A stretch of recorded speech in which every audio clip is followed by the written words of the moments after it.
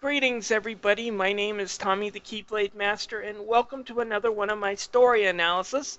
This time it's for Tales of Zestiria. If you want my full review, I'll set a card up there that you can click on to look at the review. However, this is an analysis of the story, so I'm going to put up a plot spoiler warning. I am going to be talking about the game's story and the game's plot. Now, I'm not out to ruin the ending or any of the big climaxes, but I will be delving more into the story than usual, and there will be some small spoilers, so just be ready for it. I'm going to take a look at all the story and all the characters and tell you why I wasn't exactly thrilled with this game. Alright, let's get started.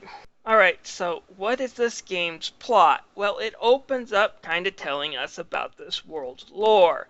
Lesser spirits and deities in this world are called seraphim. They're a race of people that ordinary humans can't see, but when humans worship the seraphim are able to give them the blessing and the land flourishes. However, when a dark chaos called the malevolence spreads across the land, causing calamity, usually someone called the shepherd has to step in, set things right between the human and seraphim, restore balance, and then afterwards he departs. However, the world has entered a new age of chaos, and so far no shepherd has appeared to answer the people's prayers and to restore balance. So of course the gods of Hyrule have decided to flood the land, but on a certain island after they flooded the land, they still... Oh, wait, I'm sorry, I'm talking about the Wind Waker. But can you blame me? The game's story opens up in the same way the Wind Waker does. Even the little story sheets telling the story look very similar to the Wind Waker's opening. Anyways, we start off meeting a young man named Sore, who has been raised by the Seraphim, and because of that he can see and talk with them. He even has an adoptive Seraphim brother named Mikkolo, who loves to explore the ruins with him. One day while they're out exploring, they manage to run into a young woman named Alicia.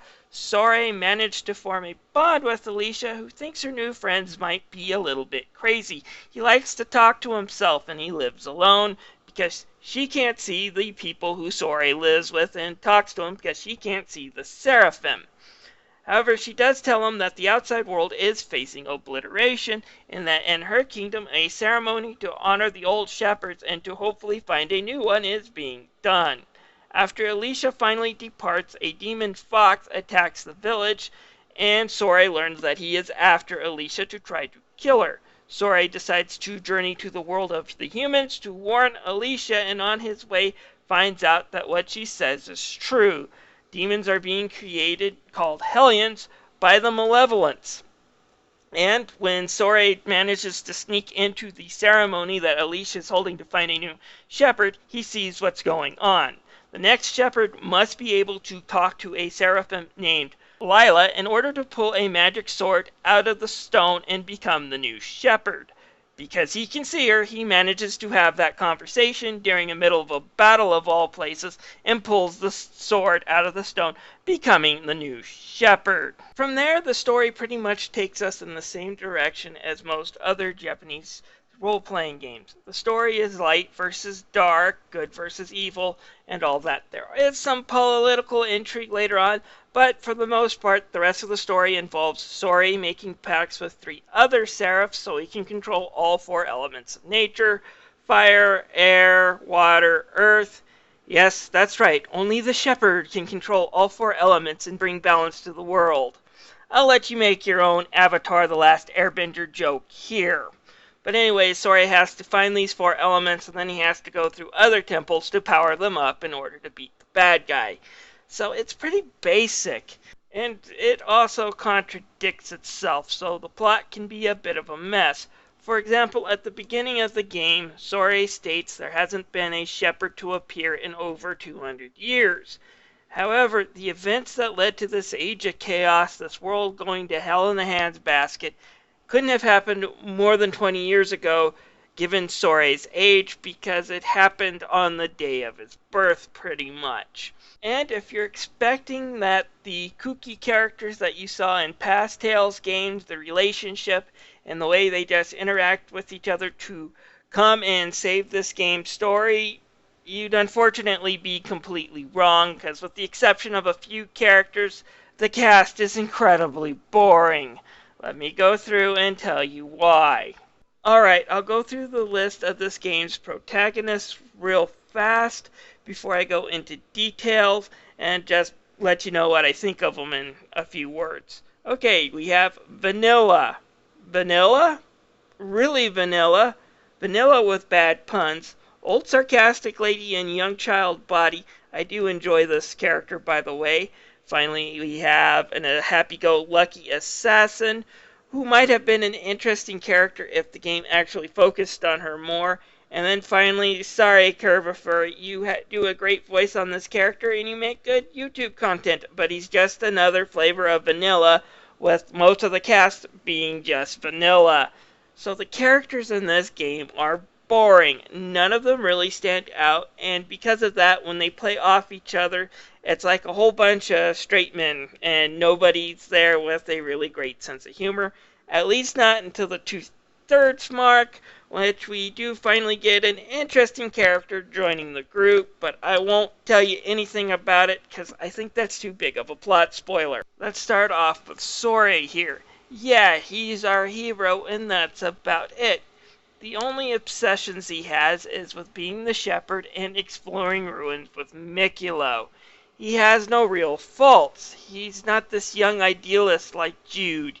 He doesn't get frustrated into taking the law into his own hands like Yuri. So, yeah, you might be wearing Yuri's clothes, Sore, but you're nothing like him. In fact, I would say Luger from Tales of Zestiria too had more personality, and he was a silent protagonist. Sore is just boring. Nothing ever gets him down, nothing ever excites him. He is just, well, boring. He's supposed to wear the mantle of the shepherd, which means every decision he has affects the entire world, and that every politician will be looking to draft him for his own cause, and that he has to be careful not to help out humans too much or else they might grow dependent on him. But none of this really seems to affect him or ever get him down. Therefore, he's just a two-dimensional, he's the hero that's going to save the Earth type, and that's it. He's boring. And after Sore, we have Sore's straight man, Mikulo. He's Sore's best friend. They try to set him up as kind of genius sage to Sore's Lloyd.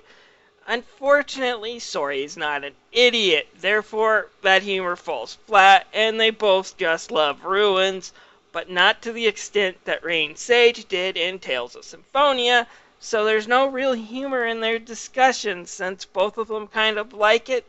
The rest of the group just kind of goes along. There's no real humor or insults over this obsession they have. It worked in Tales of Symphonia because it was only one person and she took it too far, so therefore the rest of the group kind of treated her like she's a crazy person whenever she got like that. Here, nothing happens like that, and Mikulo just gets as old as fast as Sore. He's completely forgettable too. Alright, let's start talking about Alicia, and she's just what I wanted to see in the Tales series. Relina Dorlan from Gundam Wing. Yeah, that's right, she's kind of that annoying, or she would be if she was a greater part of the story.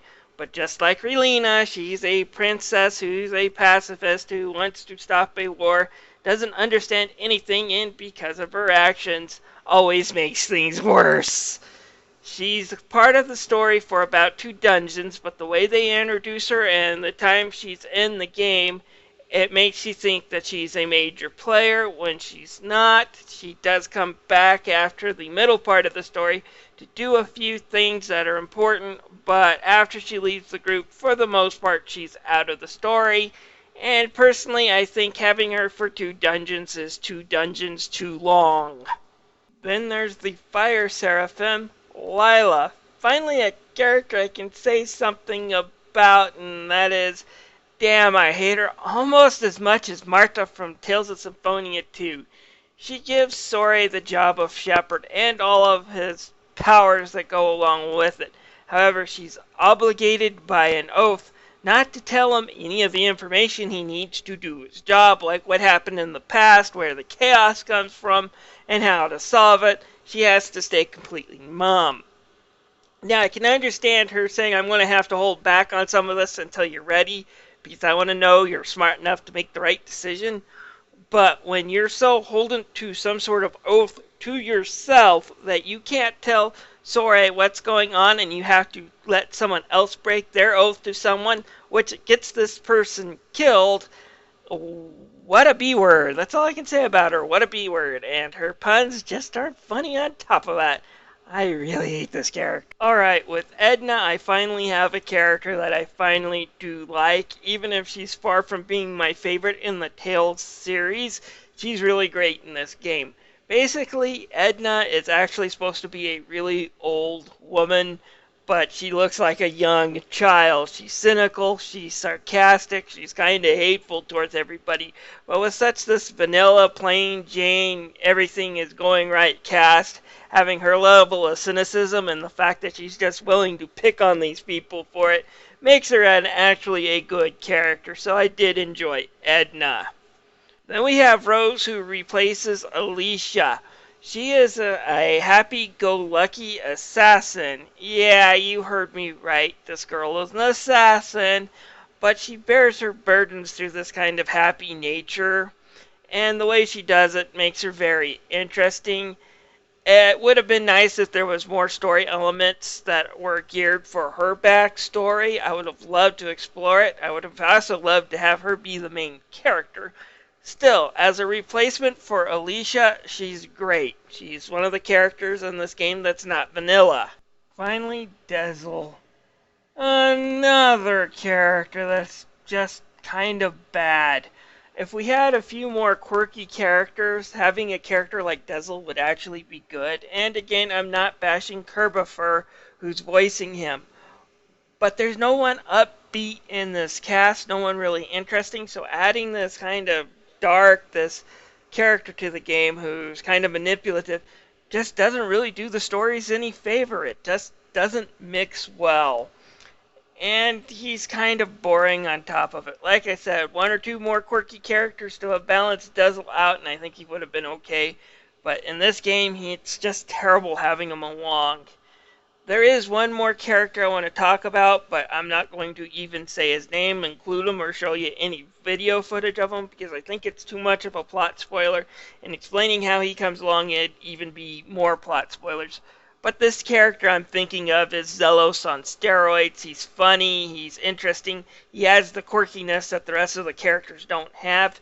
It's just a shame that you don't get this character into your party until about 2/3 of the way through the game's story. As far as the game's villains go, he's meh.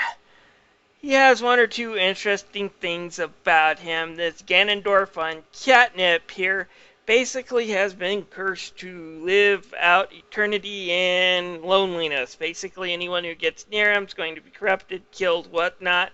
Although that's automatically tossed out the window when you see he has two subordinates that are willing to give their lives for him, but still, he supposedly has had a brutal past, and that's made him go insane and change into that.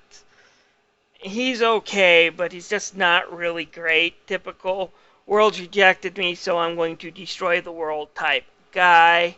And again, with the whole story saying he's supposed to be a lonely character, but again, him having two loyal subordinates, it really just doesn't make sense.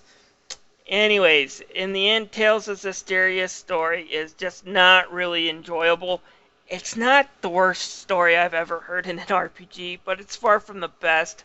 And what really makes the Tales series great, these quirky characters, these funny skits, just aren't there, so it just kind of makes the game story bland. Now, the rest of the gameplay is really great, and I insist that you click on that link if you haven't seen it already and go see my review, because most of the rest of the game is pretty good. There's a few other flaws, but for the most part they're small. If you want, you can also subscribe to my channel. I would love to have you viewing my content, and I'd love to have you commenting. This is Tommy the Keyblade Master signing out.